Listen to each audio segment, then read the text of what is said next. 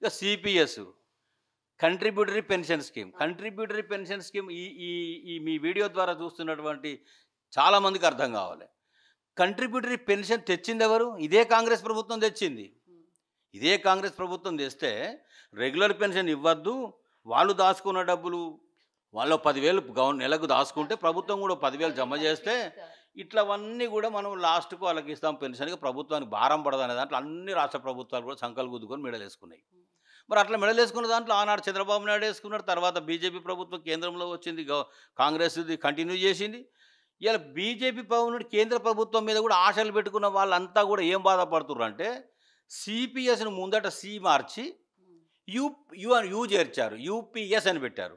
అంటే unified pension scheme. ఇదేంద్ర ఆయన తీస్తే ఇది ఏం లేదు, ముసుగు కొత్తది, లోపల పాత అవతారమే. అది సిపిఎస్ తప్ప ఇంకొకటి కాదు.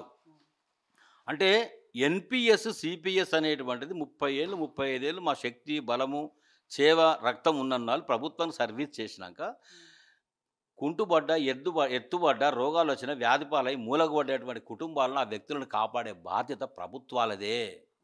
వాళ్ళ రక్షణ బాధ్యత ప్రభుత్వాలదే. ఇది నేను చెప్పడం కాదు, సుప్రీంకోర్టు చెప్పినటువంటి రాజ్యాంగ రీత్యా ఆర్టికల్ రీత్యా ఖచ్చితంగా రాజ్యాంగ రీత్యా ఉన్నటువంటి ప్రొవిజన్ అది.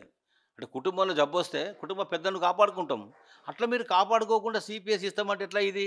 అంటే సిపిఎస్ ఎప్పుడు రద్దు చేస్తారంటే ఆనాడు కూడా ప్రభుత్వం ఇక్కడ రద్దు చేయకుండా ఢిల్లీలో పోయి కొట్లాడాను. ఇక్కడ కూడా ఏం చేస్తున్నారు, కొందరు నాటకాలు చేస్తూ ఉన్నారు. అంటే ప్రభుత్వము అనుకుంటే పాలసీ తయారైతే ఆ ప్రభుత్వం చెయ్యలేనిది భిన్నంగా చేస్తున్న కేసీఆర్ ఆనమాలు లేకుండా తుడిచేస్తున్న మలిపేస్తున్నా అని చెప్పుకునే గొప్పలు చెప్పుకునేటువంటి రేవంత్ రెడ్డి గారు గొప్ప కూడా అనట్లే, చాలా గొప్పోడే అనుకుందాం కొంతవరకు. మరి కేసీఆర్ ఆనవాలే కదా సిపిఎస్ని కంటిన్యూ చేసాడు గత ప్రభుత్వంలో, ఆయన చేయలేకపోయాడు కదా, దాని ఆనవాళ్ళు చెడిపేశాయి. సిపిఎస్ లేకుండా చేసి ఓల్డ్ పెన్షన్ ఓపీఎస్ ఇస్తే అబ్బా నీకు పాలాభిషేకం కాదు, క్షీరాభిషేకాలు కాకపోతే కుండలే పోతారు నీకు. మరి గది ఎందుకో మాట్లాడవు, సిపిఎస్ చేయకుండా నేను ఓపీఎస్ ఇస్తానెందుకో మాట్లాడవు, ఇక 315 పరిష్కారం చేస్తానెందుకు అనవు. ఇక మా వాళ్ళు నిన్నటిదాకా బాధపడ్డారు. కేసీఆర్ ఏం చేసిండరికేనమ్మా, తెలంగాణ ఇంక్రిమెంట్ ఇచ్చిండు కొట్లాళ్ళందరికీ, అదనంగా వచ్చింది, అది అనుభవించినాం మేము. పెన్షనర్స్కి ఒక్కరికి ఇవ్వలేదు కానీ ఎంప్లాయీస్ అందరికీ ఇచ్చిండు ఆయన. మరి ఇవాళ ఈ గవర్నమెంట్ ఆనాడు అన్నది ఈ ఇంక్రిమెంటు దాంట్లో కలుపుంటే బాగుండేది, బేసిక్ పేలో కలుపుంటే బాగుండేది, పీపీగా ఇచ్చుంటే బాగుండేది, పర్సనల్ పే ఉంటే చాలా పెరిగేదని. మరి అదెందుకో చెయ్యరు మీరు. మొన్న జరిగినటువంటి సమావేశంలో ఇంతమంది పోయినరో అంతమందిని కూడా మా వాళ్ళందరూ ఉద్యోగ ఉపాధ్యాయులు పెన్షనర్స్ చాలా ఎదురు చూస్తూ ఉన్నారు. అరే భుజంగరావు సార్ మాట్లాడేటోడు ఉండే 58,000 ముంచుకొచ్చిన రిటైర్ అయ్యి ఇంట్లో కూర్చున్నాడు, మరి వీళ్ళకేమో 61 సంవత్సరాలు బఫర్ జోన్లో బార్డర్ సెక్యూరిటీలు వీళ్ళందరూ 3 ఏళ్ల కాలంలో మిగిలిపోయారు. మిగిలింది ఎవరి కొరగా అంటే వాళ్ళ కొరకు ఉపయోగపడుతుంది తప్ప మా కొరకు ఉపయోగపడేది ఏమీ లేదని ఏడుస్తూ ఉన్నారు, బాధపడతా ఉన్నారు. మీరు అన్నట్టు ఉద్యోగులు ముఖ్యంగా కింది స్థాయి ఉద్యోగులకైతే విశ్వాసం పోతుంది జేఏసీల పట్ల. మీరు ఇందాక అన్నారు ఐకమత్యమే మహాబలమని. పిల్లలకు నేర్పించాల్సిన టీచర్ల యూనియన్లే ఈ ఐకమత్యాన్ని విడగొట్టే పరిస్థితి ప్రభుత్వం చేస్తుంది. మీరు ఇప్పుడు కల్లారా మంచిగా అర్థమయ్యేటట్లు చెప్పిండ్రు. ఎట్లా విడగొడుతుంది చిన్న స్థాయి జేఏసీలను, పెద్ద స్థాయి జేఏసీలను ఎట్లా విడగొడుతుంది? ఆ స్పృహ ఈ మాత్రం టీచర్స్ యూనియన్లకి, ఇప్పుడు మనం అనుకుంటున్న సంఘాలకి, జేఏసీలకి ఎందుకు లేదంటారు? నేను ఉపాధ్యాయ ఉద్యోగ సంఘాలకు కూడా ఒక రిక్వెస్ట్ చేస్తున్నా, విజ్ఞప్తి చేస్తున్నా.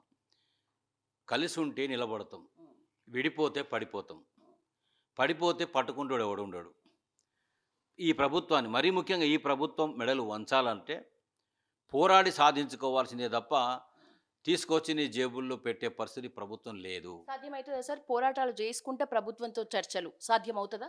ఆ ఇచ్చే పోరాటంలో చేపట్టే కార్యాచరణ ప్రణాళికలు చిత్తశుద్ధి నాయకుల్లో ఉంటే, గత ప్రభుత్వాల్లో మెడలు వంచినాం, సాధించుకున్నాం, మెట్టు దిగొచ్చిండ్రు, గౌరవప్రదమైన చర్చలు జరిగినాయి, పరిష్కారాలు దొరికినాయి.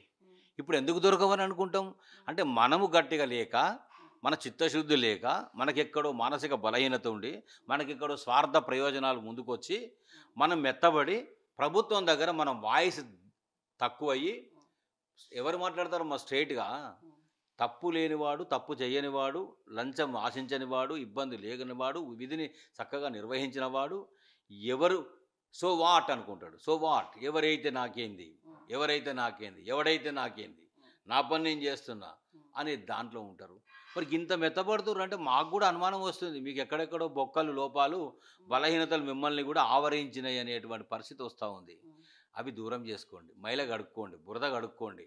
మీరు ఖచ్చితంగా కార్యాచరణ ప్రణాళిక సమరం ఇచ్చిర్రంటే చర్చలకు పోయేటప్పుడే కండిషనల్ చర్చలకు పోండి. కండిషనల్ చర్చలకు పోండి. అక్కడ ఏమీ ఇవ్వలేదు అని అంటే మీరు పోతున్నారు, మీరు ఎట్లాగూ అన్నీ వదిలేసినట్టు కనబడుతుంది. మాకైతే సిగ్గు శరం, ఇంట్లో కూర్చున్నా కూడా సిగ్గు శరం, చీమినెత్తురు మా లోపల ప్రవహిస్తుంది. అంటే ఇంత బేకుగానం చేస్తున్నారు జేఏసీ నాయకులను అని అనుకుంటున్నాం. మరి అట్లా కావద్దు కదా. మీరు ఒక పులి మాదిరిగా, బెబ్బులి మాదిరిగా, మా అందరికీ ఒక సైన్య అధ్యక్షుడి మాదిరిగా యుద్ధం చేసి ముందట ఒక వారియర్ లాగా మీరు పోతున్నారు. కాబట్టి మీకు ఏం కావాలి? కత్తి కావాలన్నా, యుద్ధం కావాలన్నా, గద కావాలన్నా, మాట కావాలన్నా, ఆలోచన కావాలన్నా, బలం కావాలన్నా, బలగం కావాలా? We're with you. పదండి, ముందుకు నడవండి. పోనీ మీకు ఎట్లాగూ కొంత వెనక ముందు అవుతున్నారు, ఇబ్బంది లేదని ఒక తెలంగాణ ఎంప్లాయీస్ కోఆర్డినేషన్ కమిటీ పెట్టి మాలాంటి వాళ్ళు 10 మంది ముందుకు పోయి ఒక కమిటీ పెడితే అయిపోయా. దీన్ని మాకు సమాంతరంగా వస్తుంది, మాకు పోటీగా వస్తున్నది, ఇంట్లో కూర్చున్న వాళ్ళు ఇంట్లో కూర్చోవచ్చు కదా. ఇన్ని సంవత్సరాలు వాళ్ళు యుద్ధం చేసిరు, ఉద్యోగాలు చేసిరు, నాయకత్వాలు చేసిరు, ఇప్పుడు కూడా మళ్ళీ కావాలి లేచి వస్తారా అని అంటారు. మేము ఎందుకు కొరకు పెట్టినాం? అది మీ వాయిస్ పెంచడం కోసమే కదా, మీకు సపోర్ట్గా ఉండడం కోసమే కదా. నేనున్నమ్మా, ఐఎమ్ సిటిజన్ ఆఫ్ ఇండియా. నన్నేమి సస్పెండ్ చేసేది లేదు, ఊస్టింగ్ చేసేది లేదు, డిస్మిస్ చేసేది లేదు. మాట్లాడినాం అనుకో, కనుక నచ్చకపోతే 2 కేసులు పెడతారు. కేసులు కొత్త ఏం కాదు, కోర్టుకు పోవడం కొత్త ఏం కాదు, జైలుకి పోవడం కొత్త ఏం కాదు, దేనికైనా సిద్ధమే. కానీ రాజ్యాంగానికి వ్యతిరేకంగా ఒక గౌరవ మర్యాదలకు భంగం కలిగే విధంగా అన్పార్లమెంట్గా మాట్లాడితే ఎవరి మీదనైనా చర్యలు ఉంటాయి, యాక్షన్ ఉంటుంది. ఎంత పరిస్థితికి వచ్చారు అంటే ఎవరొక గ్రూప్ పెట్టుకున్నా ఆ గ్రూపులో టీచర్స్, ఎంప్లాయీస్ ఒక గ్రూప్ నడుపుతున్నా కూడా కొందరు చెప్తున్నాడు అక్కడక్కడ, భుజంగరావు సారు ప్రభుత్వానికి వ్యతిరేకంగా పోతున్నాడు, ఏమో అబ్బాయి మీకే తెలవాలి, ఆయన మీద యాక్షన్ మొదలవుతుంది, చర్యలు తీసుకుంటారు, మీరందరూ కూడా సెంట్రల్ జైలుకి పోతారు, మీరందరూ కూడా చెర్లపల్లి చెప్పకూడదు తింటారు, కాబట్టి ఆయన గ్రూపులో కూడా ఉండదు మీరు అని చెప్పి భయపెడితే ఇక్కడ నన్నే రిటైర్డ్ అయ్యి ఇంట్లో కూర్చొని కృష్ణారామ అనుకున్న నేను మనసు స్పందించి మాట మాట్లాడుతుంటే నా మాట చూస్తేనే మీకు గంత భయం అయితే, గంత తడిసిపోతుంటే మరి ప్రభుత్వం ఏమి మాకు సైలెంట్గా ఏమి ఉండదు కదా. ప్రభుత్వం దగ్గర ఇంటెలిజెన్స్ నివేదిక ఉంటుంది, ముఖ్య భుజంగరావు ఎవరు, ఎక్కడికోడి, ఏ సంఘము, ఏం కదా చూస్తుంది, చూడనియండి. మరి అందుకే కదా మాలాంటి వాళ్ళమే దేనికైనా నిలబడతామని 12-13 మంది పోయి తెలంగాణ ఎంప్లాయీస్ కోఆర్డినేషన్ కమిటీ పెట్టుకున్నప్పుడు, గా కమిటీ మీకు వాయిస్గా ఉన్నప్పుడు, గంట మేమే కట్టుకుంటాం అన్నప్పుడు మా వెనుక మీరు రావడము, మీ వెంట మేము ఉండడము, మరి అందరం కలిసి ఉంటే ఒక పరిష్కారం బాగుంటుంది కదా. మరి ఎందుకు ఆ దిశగా ఆలోచన చేయలేకపోతున్నారు? అంటే మీరు చేసేటువంటి లోపాయికారి ప్రయత్నాలకు గండి కొడతామనే, అడ్డుపడతామనే, ఆలోచింపజేస్తామనే, మిమ్మల్ని ముందుకు తోస్తామనే, మరి తోస్తే ఎవడు ఎదుర్కోవాలనేటువంటి భయంలో ఉన్నారా? కాబట్టి ఈ జేఏసీ 206 సంఘాల జేఏసీ అని అంటే నాకు చాలామంది 100 ఫోన్లు వస్తున్నాయి. అన్నయ్య కర్మకు రిటైర్ అవుతావు కదా అని అంటే, పుట్టినోడు చావక తప్పదు, ఉద్యోగం వచ్చినోడు బదిలీ తప్పదు, రిటైర్మెంట్ తప్పదు, ఎన్నాళ్ళు కొట్లాడతామయ్యా? కొట్లాడినంత కాలం అంతా జైలుకే పోతుంది, కోర్టుకే పోతుంది, కేసులే ఎదుర్కొంటాం కదా. ఇంట్లో కూర్చున్నా కూడా మరి నిమ్మలంగా కూర్చొనియారా? మళ్ళీ భుజంగరావు మాట్లాడాలనా? ఓకే, నో డౌట్, నాకు బాధ్యత ఉంది, నా విద్యుక్త ధర్మం, నేను మాట్లాడతా. నేనొక్కనే కాదు, నాలాంటి వాళ్ళు 100 మంది ఉన్నారు. మేము కూడా బయటకు వచ్చేటువంటి సమయం ఎప్పుడు వస్తుందో తెలియదు, కానీ బయటికి వచ్చినాడు మాత్రం ఈ సమరం ఇచ్చి చల్లబడి ఇంటికి వచ్చారు మీరు సంకరం పెట్టుకొని. మేము ఒకవేళ సమరానికి కనుక సిద్ధమైతే ప్రత్యక్ష కార్యాచరణలో పోరాటం ఎట్లుంటుందో, ఉద్యమం ఎట్లుంటుందో, దాని రుచి ప్రభుత్వానికి ఎట్లుంటుందో ఖచ్చితంగా చూపించే కార్యక్రమంలో ముందుకెళ్తామని తెలియజేస్తున్నాం.